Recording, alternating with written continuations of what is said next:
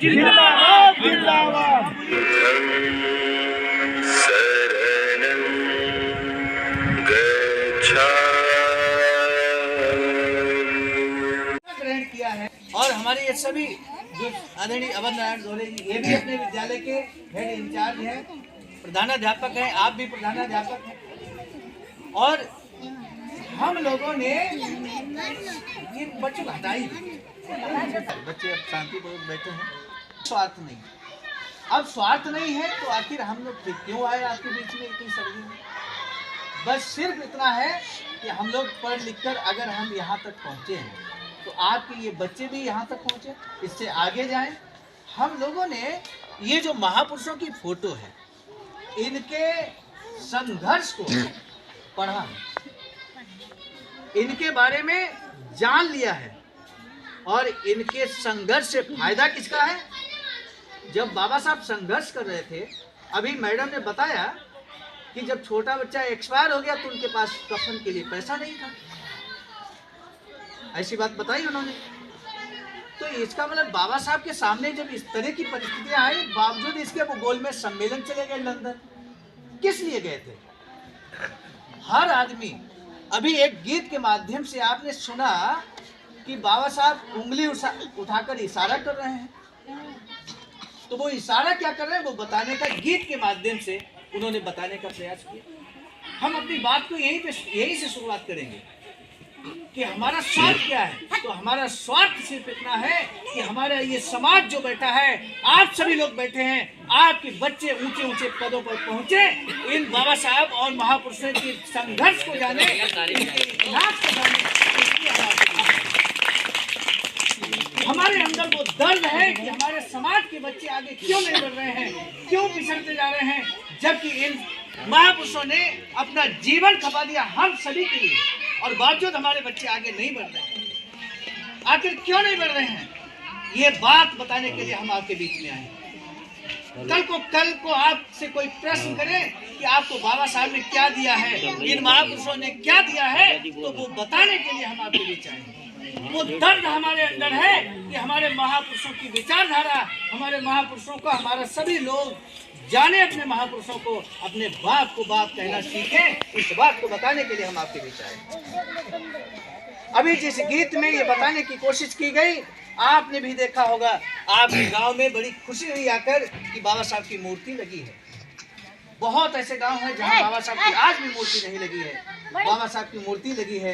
तो गौर कीजिएगा, बाबा साहब की मूर्ति कुछ इस तरह से है इस तरह से कि नहीं, एक हाथ बाबा साहब सीने से लगाए हैं और सीने जिस तरफ आपका दिल धड़कता है उस तरफ सीने से लगाए हैं, और सिर्फ हाथ ही नहीं लगाए हैं, उस हाथ में एक किताब है। वो किताब है भारतीय संविधान। आप समझने की कोशिश करिएगा। अब जब उस मूर्ति के सामने आप गुजरिएगा तो एक बार बाबा साहब को नमन कीजिएगा कि बाबा साहब अगर आप नहीं होते तो हम मान सम्मान की जिंदगी नहीं जी रहे होते। बाबा साहब खुद ये बात कहना चाहते हैं कि ये जो हम हाथ में अपनी किताब पकड़े हैं, वो बड़ी मशक्कत के बाद जीवन संघर्ष करके, अपने परिवार का त्याग करके इस भारतीय संविधान के अंदर हमने वो अधिकार दे दिए हैं जिससे कोई आपके साथ छुआछूत नहीं कर सकता। एक समय था जब हमारे गले में हांडी होती थी, एक समय था जब हमारे कमर में झाड़ू होता था। इस इतिहास को जान लीजिए, इस इतिहास को पीछे छोड़कर हम लोग आगे बढ़े। हांडी इसलिए बंदी होती थी कि हम लोग अछूत कहे जाते थे, हम लोग थूकने का मन करें तो हांडी में थूकें ताकि रास्ता अपवित्र ना हो जाए। झाड़ू इसलिए बंधा था कि हम जब कदम अपने आगे बढ़ाएं तो वो झाड़ू से वो रास्ता साफ होता चला जाए, आपके पैरों के निशान वो मिट जाए, इसलिए झाड़ू हमारे कमर में बंधा रहता था। ये इतिहास हमारा है। इस तरह का अपमान, इस तरह का छुआछूत हमारे समाज ने झेला है। तब बाबा साहब कहते हैं कि ये जो संविधान हमने लिखा है, बड़ी मशक्कत से इस संविधान को लिखा है। इस संविधान को बड़ी मशक्कत से, बड़े त्याग बलिदान के बाद हमने इसको लिखा है।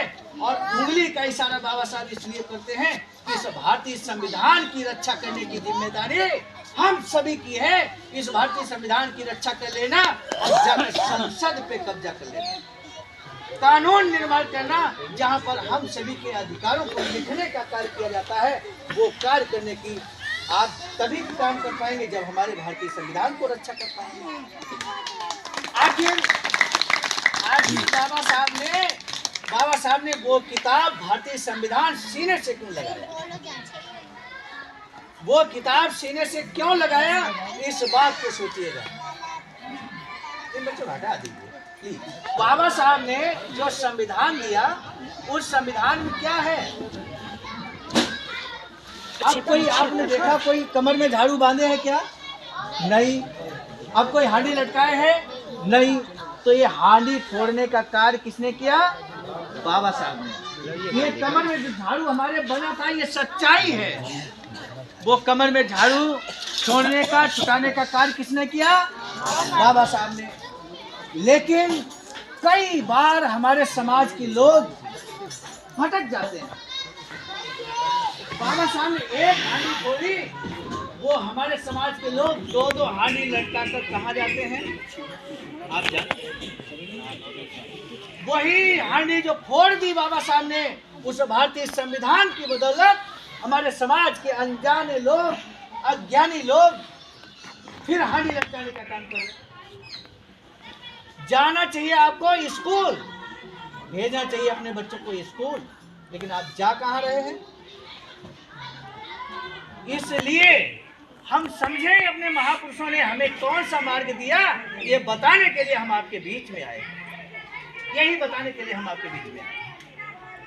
तो बाबा साहब जो उंगली का इशारा करते हैं, तो हमें अपने बच्चों को स्कूल भेजना है, हमें अपने बच्चों को संसद में भेजना है, सांसद विधायक बनाना है और अच्छे अच्छे पदों पर पहुंचाना है। ये हमारी आपकी जिम्मेदारी है। अभी मैडम ने बताया ना कि हमारी आपकी माताओं बहनों की क्या जिम्मेदारी है, उन्होंने बताया। इस पे गौर कीजिए। बाबा साहब जब पहली बार स्कूल में कदम रखा था, वो दिन था 7 नवंबर सन 1900। 14 अप्रैल 1891 को बाबा साहब का जन्म होता है और सन 1900 में पहली बार जब कदम रखते हैं, तो जानते हैं अभी हम बड़े प्रेम से अपने बच्चों को स्कूल में भेज देते हैं, स्कूल में एडमिशन करा देते हैं, दाखिला करा देते हैं। लेकिन जब बाबा साहब ने, एक छोटा बच्चा था बाबा साहब, उस समय जब पहली बार कदम रखा, तो जानते 5 शर्तें लगा दी गई। कितनी? 5 शर्तें। ये जानना बहुत जरूरी है कि ये बालक का एडमिशन सिर्फ इस शर्त पे होगा कि ये अन्य बच्चों के साथ खेलेगा नहीं, अन्य बच्चों के बीच में बैठकर नहीं पढ़ेगा, क्लास के पीछे एकदम बाहर जहाँ जूते चप्पल उतारे जाते हैं वहाँ बैठ कर पड़ेगा। ये शर्त लगा दी गई। पानी पीने का जहाँ तक वहाँ पर जो घड़ा रखा था कि पानी इसको पीने का यहाँ पर सुविधा नहीं दी जाएगी, और दी भी जाएगी तो दूर से पानी पिलाया जाता था। इस तरह की शर्त बाबा साहब के सामने रखी। छोटा बालक, आप समझ लीजिए, इस तरह की कहा गया कि वो बच्चा अगर बैठने का इंतजाम करेगा तो अपने घर से बोरा फट्टी लेकर आएगा, उसमें बैठेगा। इस तरह की जब शर्तें बाबा साहब के सामने लगा दी गई, छोटा बच्चा, आप सोचिए कितना समझदार है। बाबा साहब के जो पिताजी थे, उन्होंने कहा चलिए बेटा देखते हैं कोई दूसरे स्कूल में एडमिशन होगा तो वहाँ कराएंगे, यहाँ तो इतनी शर्तें हैं, कैसे आप यहाँ पे? तो बाबा साहब बहुत समझदार थे बचपन से ही। तो उन्होंने कहा पिताजी हम पढ़ेंगे, हम इन शर्तों का पालन करेंगे। और आप जानते हैं किस तरह से बाबा साहब क्लास से दूर पढ़कर पढ़ते थे। इस तरह कंडीशन से पढ़कर जब बाबा साहब आगे बढ़ते हैं, कक्षा 10 में पहुंचते हैं, तो कक्षा 10 में बाबा साहब अपने समाज से पढ़ने वाला अगर कोई व्यक्ति था तो बाबा साहब डॉक्टर भीमराव अम्बेडकर थे। तो उनको एक गुरुजी ने सम्मानित किया, एक किताब दी, बुद्ध चरित्र, पतली सी किताब दी। और वहाँ से बाबा साहब जब बुद्ध चरित्र को पढ़ा तो वहाँ से उनका जीवन बदल जाता है। और आगे जब पढ़ने के लिए उनकी काबिलियत जब वो टॉप करते हैं अपने स्कूल में, तो पूरे क्षेत्र में ये चर्चा हो जाती है। और चर्चा होने के दौरान वहाँ के जो बड़ौदा के महाराज थे, उनको जानकारी मिलती है, राजा साहब को जानकारी मिलती है कि कोई बालक यहाँ पर अस्पृश्य समाज का है, अछूत समाज का है, लेकिन वो बहुत बुद्धिमान है। तो वो उनको वजीफा देते हैं, स्कॉलरशिप वजीफा देते हैं, और वजीफा के साथ शर्त और जोड़ देते हैं, शर्त और जोड़ देते हैं कि ये जो वजीफा हम दे रहे हैं आपको लंदन पढ़ने के लिए भेज रहे हैं, लंदन से पढ़कर जब आप लौटेंगे तो आप हमारे राज्य में नौकरी करेंगे आके। बड़ौदा के महाराज ने शर्त लगाई कि आप हमारे यहाँ लौट के जब पढ़कर आएंगे तो हम वजीफा इस आधार पे दे रहे हैं। पहले इस तरह गवर्नमेंट तो होती नहीं थी, राजा महाराजा हुआ करते थे, तो बड़ौदा के महाराज ने इस शर्त बाबा साहब पे लगा दी कि हम पैसा बाबा साहब के पास नहीं था जो वो विदेश जाकर पढ़ते, लेकिन जब उन्हें वजीफा मिल गया, जब पैसा मिल गया तो वो विदेश में गए और पढ़कर जब लौटे तो उनके सामने ये शर्त थी कि हम जाकर वहाँ पर नौकरी करेंगे। बाबा साहब ईमानदार बहुत थे और उस ईमानदारी के चलते बाबा साहब जब पढ़ रहे थे उन्हें इस बात के कर्तव्य का भान था कि हम जब वापस जाएंगे भारत तो हम वहाँ नौकरी करेंगे बड़ौदा महाराज के यहाँ। बाबा साहब जब वहाँ पढ़कर लौटते हैं तो उस समय बाबा साहब पढ़े लिखे व्यक्ति थे, इस नाते बाबा साहब ये सोच रहे थे, शांत नहीं उठा लिया जाए परेशान के आए, तो बाबा साहब के दिमाग में एक बात थी कि चूंकि हम भारत में सबसे ज्यादा पढ़े लिखे व्यक्ति भारत के हैं, ऐसे में हम जब भारत में प्रवेश करेंगे तो हमारा शानदार तरीके से स्वागत किया जाएगा। बाबा साहब का ये मन में था। लेकिन जब बाबा साहब बड़ौदा स्टेशन पर पहुंचते हैं तो वहाँ पर बाबा साहब को रिसीव करने के लिए, सम्मान करने के लिए कोई नहीं आता है, कोई नहीं आता है। आप सोचिए आपका बच्चा अगर किसी गांव में पढ़कर डीएम बनकर अगर लौटे तो आप सोचिए आप पूरा गांव जमा हो जाए कि नहीं जमा हो जाए कि भाई एक लड़का हमारा गांव का डीएम बना है, चलिए मिल लेते हैं। लेकिन वहाँ बाबा साहब को मिलने कोई नहीं आया, जबकि इस देश भारत का सबसे पढ़ा लिखा व्यक्ति अगर कोई था तो उस समय बाबा साहब डॉक्टर भीमराव अम्बेडकर, कोई नहीं आता बाबा साहब से। अंततः क्या होता है, बाबा साहब खुद ही अपने साधनों से अपने पैदल वहाँ पहुँचते हैं, महाराजा के यहाँ पहुँचते हैं। और महाराजा के यहाँ जब पहुँचते हैं तो बाबा साहब वहाँ महाराजा से मिलते हैं, कहते हैं जैसा कि आपने कहा था वजीफा जो दिया था उस वजीफे की बदौलत आज हम उच्च शिक्षा प्राप्त करके आपके बीच आए हैं, अब हम नौकरी करेंगे। तो बाबा साहब को महाराजा ने, बड़ौदा के महाराजा ने, गायकवाड़ साहब ने उनको वित्त सचिव का पद दे दिया। वित्त सचिव का पद बहुत बड़ा पद होता है, उस पद में बाबा साहब को नियुक्त कर दिया। अब बाबा साहब ने सोचा इतना बड़ा हमको पद मिला है तो हम जब ऑफिस जाएंगे तो वहाँ सब लोग सम्मान करेंगे। वहाँ अरे कोई नहीं, चपरासी तो सम्मान करेगा ही, लेकिन बाबा साहब जब एंट्री करते हैं ऑफिस के अंदर तो वहाँ चपरासी जो है फाइल फेंक कर देता है बाबा साहब, हाथ में नहीं देता। क्यों? क्योंकि उसको लगता है कि ये अछूत है, हम अछूत हो जाएंगे। ये दुर्भाव किसके साथ हुआ? बाबा साहब के साथ हुआ।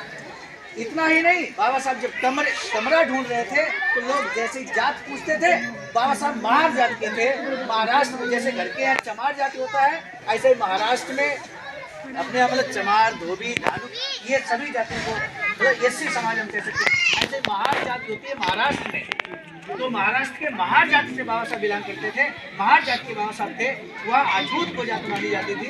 तब बाबा साहब का मतलब जब कमरा लेने जाते हैं तो कोई कमरा नहीं मिलता है।